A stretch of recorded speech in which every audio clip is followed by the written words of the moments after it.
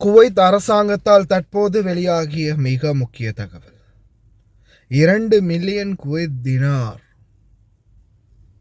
அஸ்ஸலாமு அலைக்கும் வரஹ்மத்துல்லாஹி வபரகாத்துஹு. அன்பார்ந்த அனைத்து உறவுகளுக்கும் இனிய இரவு வணக்கம்.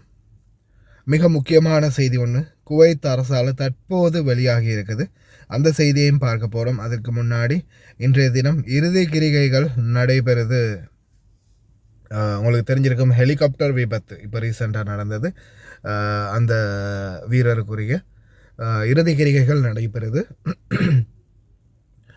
இதில் மக்களுடைய பிழைதான் அப்படின்றதுக்கான ஆதாரம் இந்த காட்சியில் மிகவும் தெளிவாக பதிவாகி இருக்குது.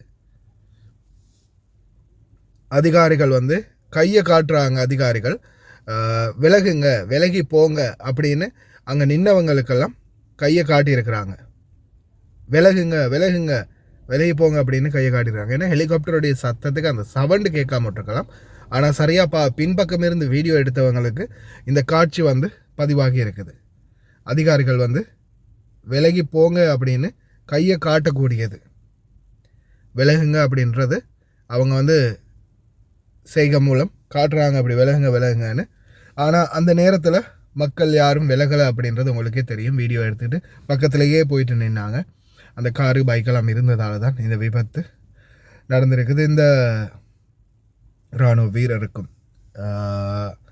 எங்களுடைய ஆழ்ந்த அனுதாபங்களை தெரிவித்துக் கொள்கிறோம். அதாவது விமானப்படை வீரர். அடுத்ததா மிக முக்கியமான செய்தி, சென்னை தற்போது அடுத்த வெள்ளத்தை சந்திச்சுக்கிட்டு இருக்குது அப்படின்றது மிகவும் வேதனைக்குரிய விடயம். பார்க்கலாம், எதிர்வரும் நாட்களில் சென்னை மக்களுக்கும் இந்திய மக்களுக்கும் எந்த ஒரு ஆபத்தும் இல்லாமல் இறைவன் பாதுகாக்கணும் அப்படின்னு குவைத்துடைய அரசாங்கத்தின் தற்போதைய மிக முக்கியமான தகவல்.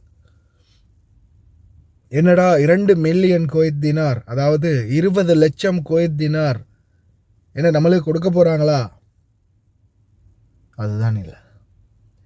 கடத்தல் நோக்கத்திற்காக போதைப் பொருட்கள் மற்றும் மனோவியல் பொருட்களை இறக்குமதி செய்தல் மற்றும் கடத்துதல், போதைப் பொருட்களையோ அல்லது மனோவியல் சார்ந்த பொருட்களையோ கடத்தும் நோக்கத்துடன் உற்பத்தி செய்தல் அல்லது தயாரித்தல், கடத்தல் நோக்கத்திற்காக போதைப் பொருள் தாவரங்களை வளர்ப்பது, கஞ்சா செடி வளர்த்தல் முதல் கொண்டு, கள்ளச்சாராயம் காய்ச்சறது முதல் கொண்டு, அதை உபயோகிப்பது முதல் கொண்டு, மரண தண்டனை அல்லது ஆயுள் தண்டனை, அதையும் தாண்டி 2 மில்லியன் குவைத் தினார் வரை அபராதம் வழக்கில் சிக்குபவர்களுக்கு.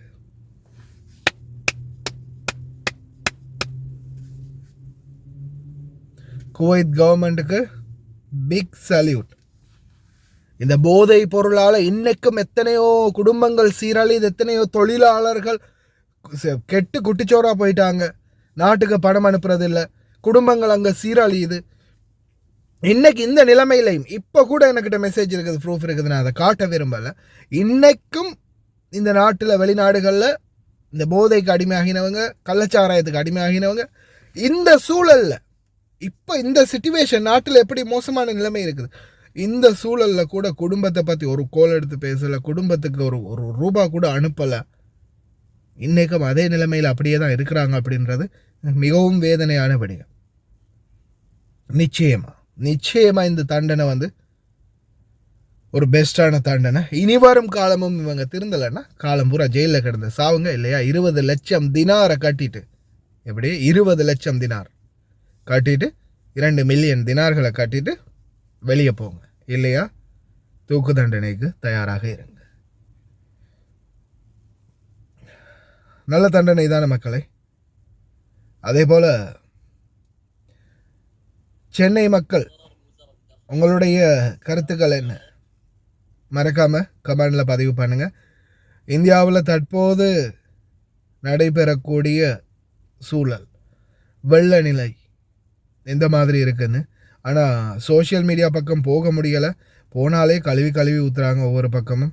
அந்த 4000 கோடி கதை தான் இப்போ மிகவும் ஃபேமஸாக போயிட்டுருக்குது. அதுலேயும் ஒரு தாத்தா திட்டுறாரு. உண்மையிலே அவர் ஒரு பக்கம் அவர் திட்டுறது காமெடியாக இருந்தாலும், ஆனால் உண்மையிலேயே அவங்களுடைய ஆதங்கம் அவங்க மனசுலேருந்து வெளியாகிற ஆதங்கம் அப்படின்னு சொல்லலாம். சிலர் வந்து வித்தியாசமான பல கண்டென்ட்களை கிரியேட் பண்ணி வச்சுருக்காங்க.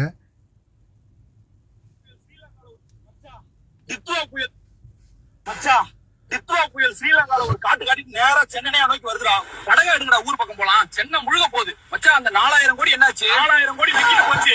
இந்த புயலை வச்சு சென்ட்ரல் கவர்மெண்ட் கிட்ட இருந்து இன்னொரு 4000 கோடி அடிப்பாங்க. உனக்கு வந்து நொட்டுவாங்க.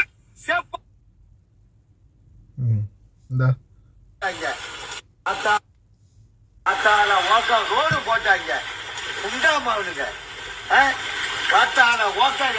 தனியா வீடு நினைச்சு போச்சுடா.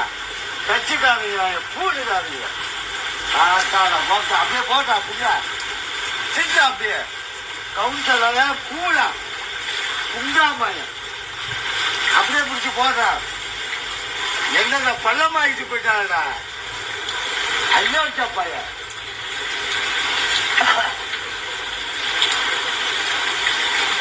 பொம்பளைகளை பார்த்த உடனே மேடாக்கிட்டு போயிட்டான். ஆம்பளைகளை பார்த்த உடனே பள்ளமாக்கிட்டு போயிட்டான். கேவலமான தொலைவேற்கான பயங்கரமான ஆண்டாம ஐயோச்ச புண்டமாய அவனை மனசோட செருப்ப கட்டி அடிக்கிறேன். எப்படியா பையன்?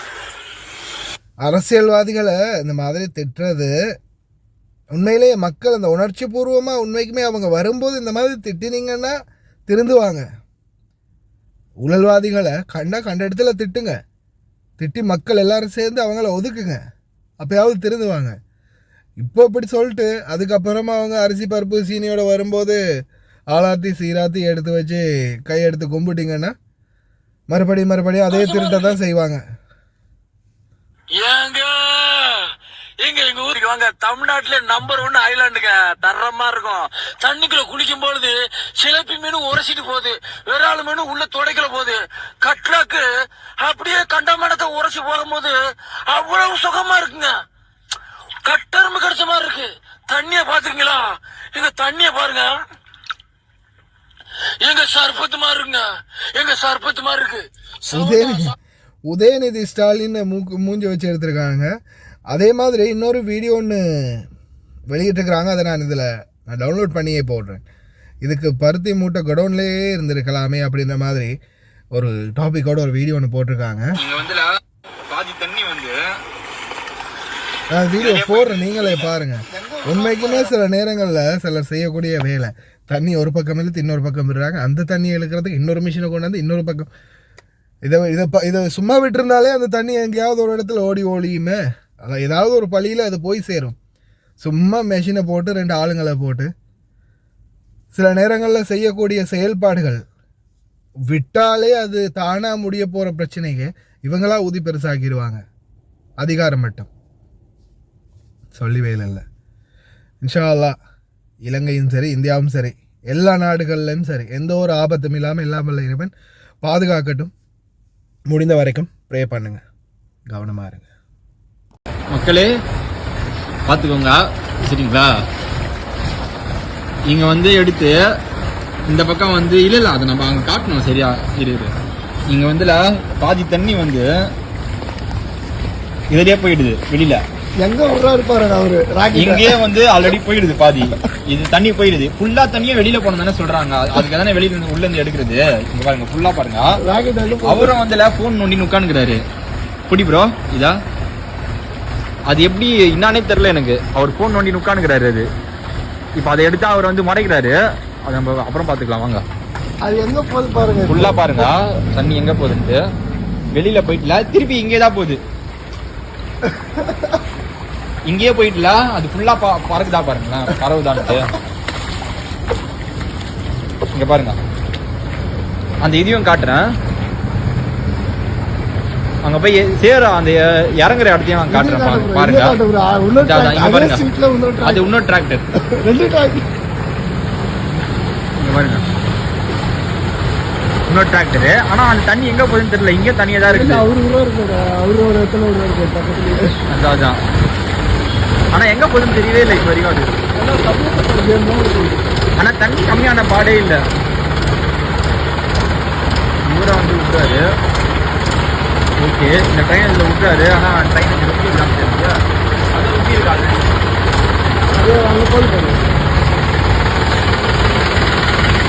ஃபுல்லாக தண்ணி தான். அங்கே எடுத்த தண்ணி இப்போ வரைக்கும் இங்கே தான் இருக்குது. அங்கே எதுக்கு தண்ணி இருக்கான்னு தெரியலண்ணா. இங்க பாருங்க,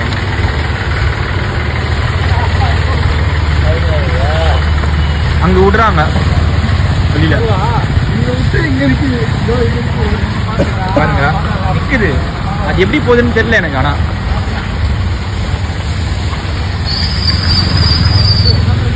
இங்கதான் வந்து இதுவா இருக்கு. நல்ல கேம், நல்லா வந்து விளையாடுறாங்க கேமு. அது நம்ம வந்து நம்பி ஓட்டு மட்டும் போட்டுறாதீங்க சரிங்களா. கேம் விளையாடுறாங்க. அவர் வந்து அந்த இவர் வந்து டிராக்டர் வந்து அது ஓட்டுவார்ல, அவர் தூங்கினே இருக்கிறாரு. அது தூங்கினே வந்து ஒருத்தர் வேலை செய்வார்னா எப்படி வேலை செய்வாங்க?